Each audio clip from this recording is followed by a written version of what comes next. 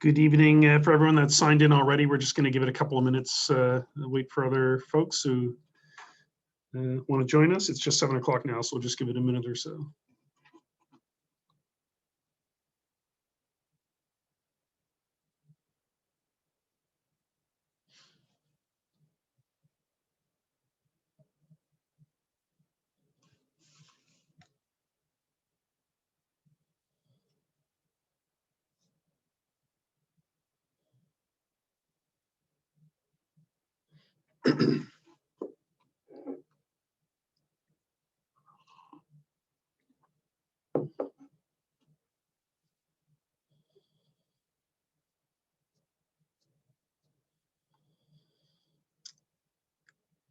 All right. Anyone else waiting there, Shirley, or we good to go? I think you're good to go. Okay. All right. Good evening, everyone. My name is John Woodford. I'm a Director of Planning and Development with the municipality. There are a couple of other staff members on helping me tonight, Jody MacArthur and Shirley Mitchell-McEwen. They'll help. Shirley's helping with the technical stuff, and Jody will help me with the questions as they're posted. And I would ask that you use the Q&A function at the bottom if you do have any questions, as opposed to the chat function or the hands up. We won't be monitoring those, just the Q&A function. So the way this will work, I'm going to go through a fairly brief presentation of the application, and then Don Martin, who's also on the call this evening, is representing the applicant. He'll have an opportunity to say a few things, and then we'll get into some questions. Actually, I've got a few emails, so I'll go through some of those questions first, and then if there are additional ones that people want to, as I say, put on the Q&A function, then we'll do that. Obviously, this is a public information meeting for the application by Portree to rezone and redesignate a property in South Uniacke. We're doing these online, obviously, because of the COVID restrictions on public meetings. We've done a few over the last year, and I got to tell you that they've actually worked pretty good. I mean, it's not quite the same as being in person, obviously, but we found, not everybody is comfortable getting up in front of a room full of people. So for those that maybe aren't, this has actually been a pretty good tool. They can sort of submit their questions and hear the answers and watch the presentation. So anyway, they're pluses and minuses, and this is what we've had to do. So here we are. Okay, so I'm just gonna start in with my presentation. And again, it is, I apologize ahead of time for a bit of the planning lingo that I'll use. I'll try to explain it as I go through, but the application is for an MPS and LUB amendment, and that MPS is the municipal planning strategy, and the LUB is our land use bylaw. So the application is seeking to amend both of those documents. And so again, this application is from Portree JACC Enterprise, and the property from the South Uniacke, and proposing to go from rural use to 2 dwelling unit R2 zone. That also requires a land use designation change, as I mentioned, and I'll get into that in a bit. We presented an initial staff report to Planning Advisory Committee last month, which outlined that a public information meeting is required as part of the application. And at their meeting, council did approve staff hosting that meeting, so here we are tonight. The property is this, if everyone can see my cursor on the map here, the reddish property here, surrounded by the beige colors. It sits right on the HRM boundary. That's why you don't see any property lines or any zoning on that side of our line. It is zoned rural use, as I mentioned, except for the portion of the property along the Sackville River. And I do apologize, the staff report had a typo in it. In one place, at least, it referred to the Uniacke River, but it is, of course, the Sackville River. And we have this watercourse greenbelt zone, and that is a zone that we use where we don't have floodplain mapping to show the full extent of the floodplain. So it's like a placeholder zone, I'll say, that restricts development along the river itself. And as you can see, the property does have frontage on the South Uniacke Road. In fact, that's the only road frontage it has. And surrounding properties, again, all the immediate ones are zoned rural use or some open space zoning here for a piece of publicly owned open space on the river. And then some properties along Etta Road are also zoned R2, which is what the application is seeking to go to. And then down here in the bottom left corner, you'll see what we call regional commercial zoning. So that's meant to be more, over time, convert to larger commercial uses closer to the highway interchange. And so again, the proposal is to change the zoning designation from rural use to establish residential neighborhood, and then the zone to dwelling unit. And the purpose is to allow low density, what we would call a low density subdivision, because it's on-site services. And there is a concept that was sent out in the staff report. It shows 50 potential lots, although it is only a concept, so it hasn't been through our subdivision review process, where you would have to account for public open space, so at least 5% of the land, or there may be a monetary contribution in light of, instead of that, but probably some land at least. And there's also a wetland on the property, so I don't think those things have been accounted for in this design yet. So that would have to take place, but it does show 50 potential lots, and I think that would be the absolute most you would ever get on this property. With a new road, and it would be a public road coming off of the South Uniacke Road, extending all the way to the boundary with HRM, and then another street going off in this direction. So the property is within the Mount Uniacke Growth Management Area, and that is one of our growth management areas. That's a little unique in that it allows for urban type development, but it's not service. So everything is with on-site sewer and water. The rural use zone that's on this property now does not allow new roads, and that's why the applicant is attempting to go to the R2 zone.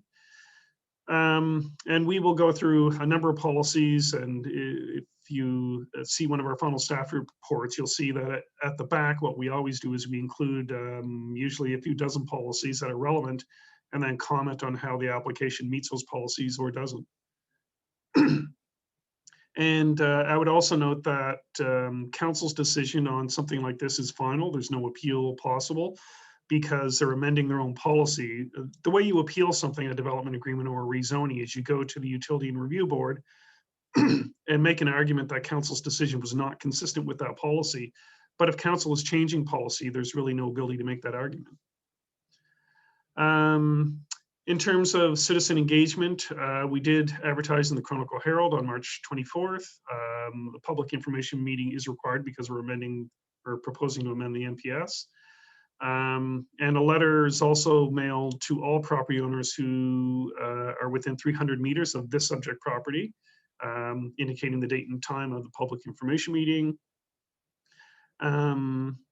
And if a public hearing is held later on, if the application gets to that stage, then those same property owners would also be notified of that. They would also,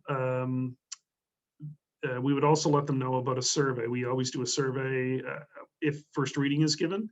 So if council gives first reading, then we would send a survey out to all those property owners within 300 meters as well. And of course, we also, these days, we're using social media and our municipal website to provide information about the application. So every time there's a staff report or a new plan or what have you, that does get posted to our website, and there is a site there, and the link I think was provided in the mail out that we sent.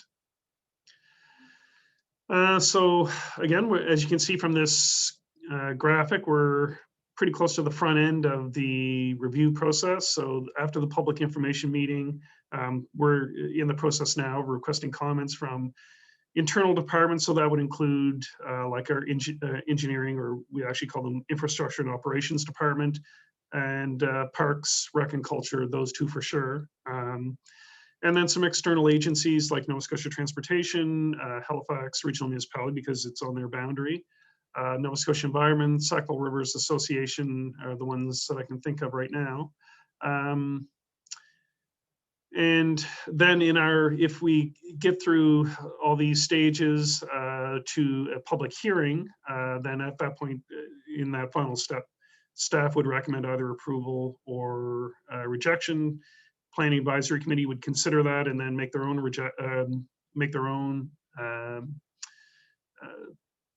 recommendation to council, at which that would be considered at a public hearing, and then, as I mentioned earlier, council would make a decision, which would be final because there's no appeal to the Utility and Review Board.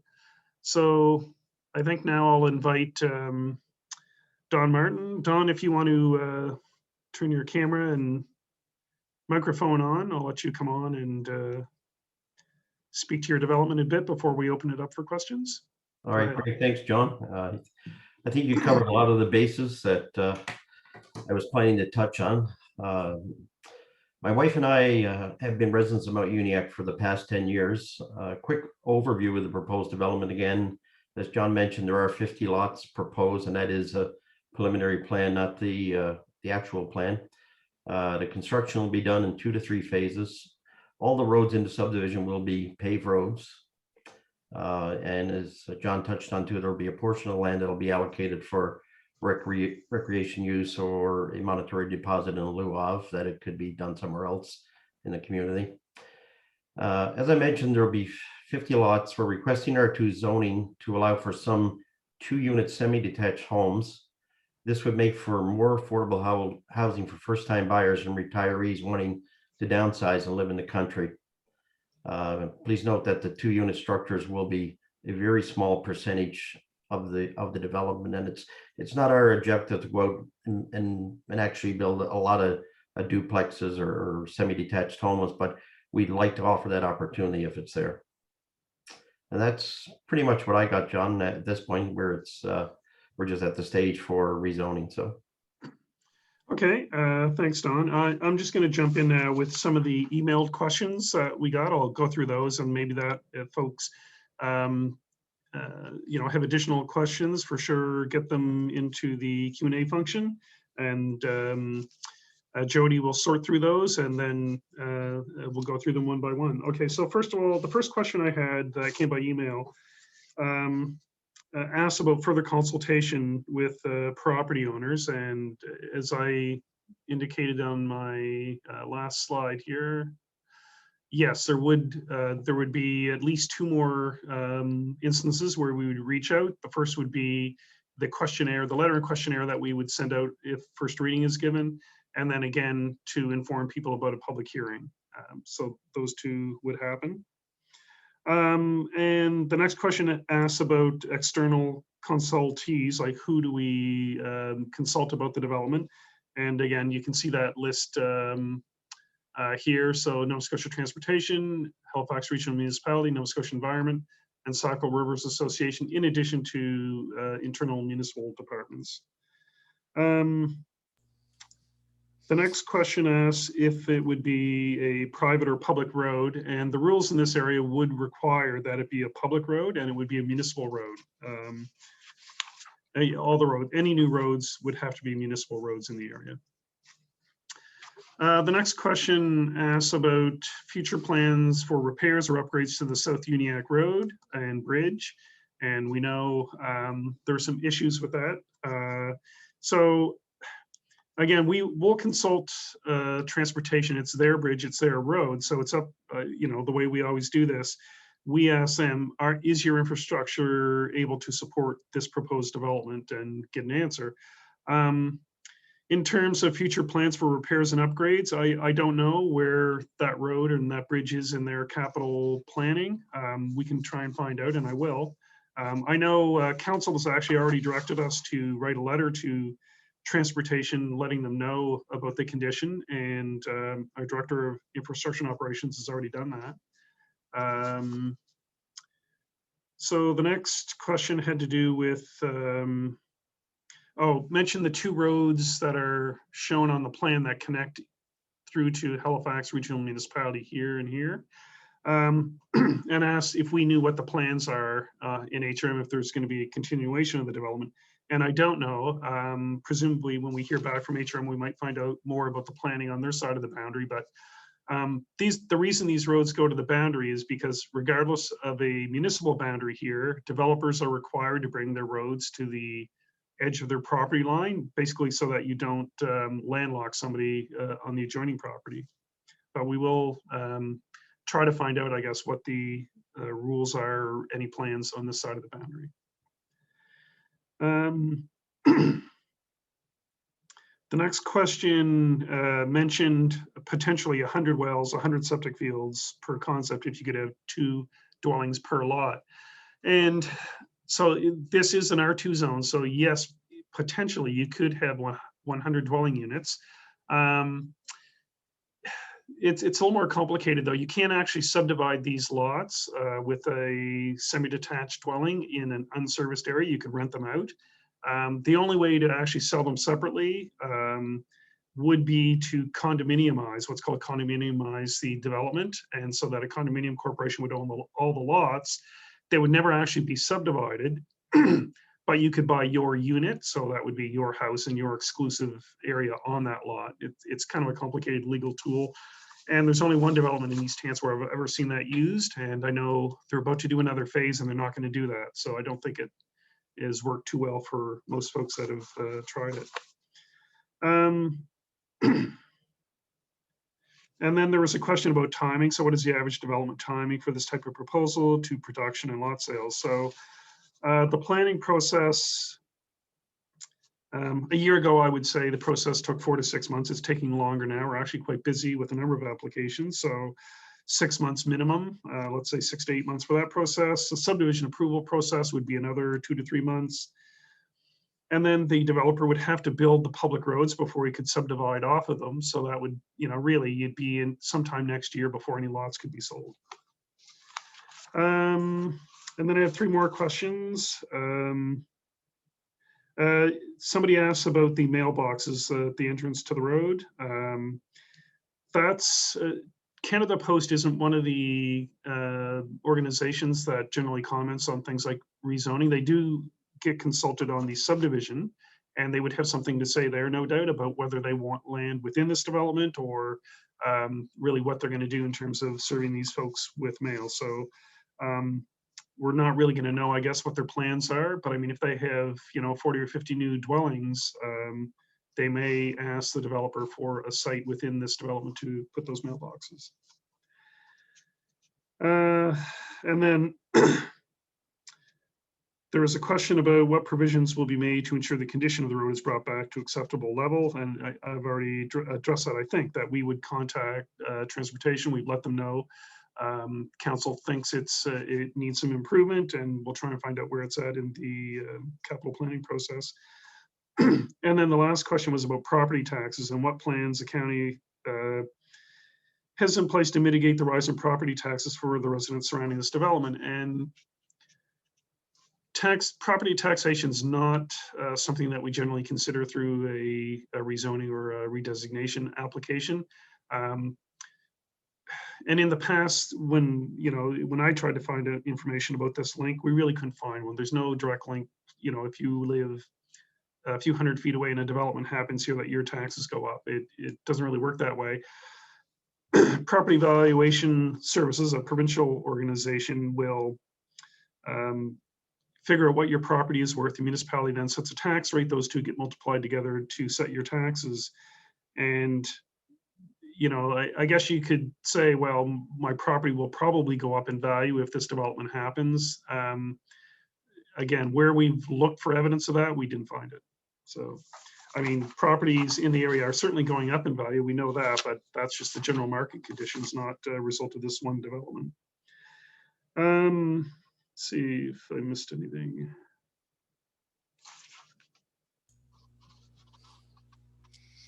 I think that was it. Jody, do we have any other questions waiting? Not yet, but if anybody does have any questions that were not yet addressed, please type them into the Q&A function, and we can either ask John on behalf of planning or Dawn, who's here representing the applicant. So we'll just give it a few minutes. John, I just want to mention, as part of the consultation too, you do go out to surrounding property owners. Is that true? Yeah. Like later in the process? Well, that was, I mentioned the questionnaire, so that Right. happens following first reading. So, and again, that's everybody who owns a property within 300 meters, or let's say 100 or 1,000 feet, about 1,000 feet around. Yeah. Okay, great. Good. So I don't see any questions yet, but we'll give it a few more moments. So if anybody does have any questions, just on the bottom of your screen, if you hover, there's a Q&A there. We've got one. So it's a question, John, how will this affect the river system? Well, as I indicated, there is, where's my map? There it is. So one of the reasons we created this watercourse greenbelt zone is to ensure that at least 100 feet back from the river, there is no disturbance.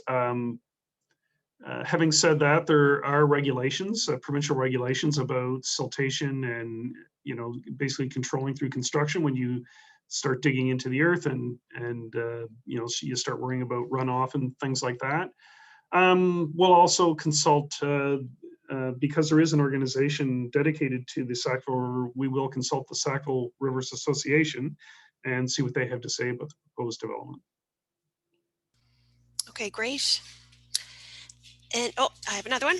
So many people who live in South Uniacke are concerned about another exit in South Uniacke past the bridge. Can that happen?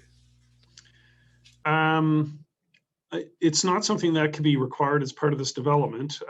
Again, you know, I think somebody in an email question also asked about that, whether these roads would connect through HRM to something else.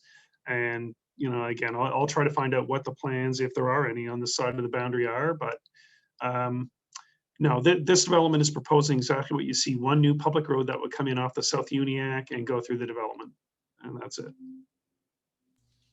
Okay, great. Thank you. So any other questions for John or Don? Okay, we have one. Is this a one-off, or does this allow changes to other RU designated land, other rural use? Well, zoning? it's a one-off in the sense that it's only these lands that the applicant has applied for, and there's no, so, you know, if any of the other RU zones in this area wanted to do a subdivision, they would have to go through the same process. So I guess I would call it a one-off for that reason. Okay, great. Any other questions from anybody who's watching?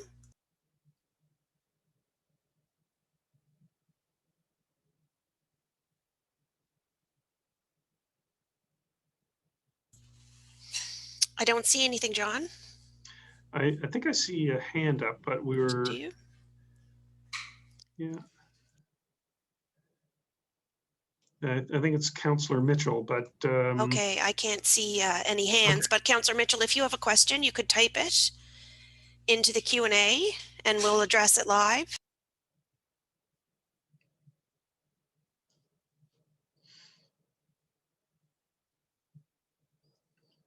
Oh, I don't see it anymore. No, and I don't see any more questions. Okay. All right. Well, if there are none, I do appreciate everybody taking the time to attend tonight, and also the thoughtful questions that we got beforehand actually helped me prepare for the meeting. So I appreciate that. Thank you.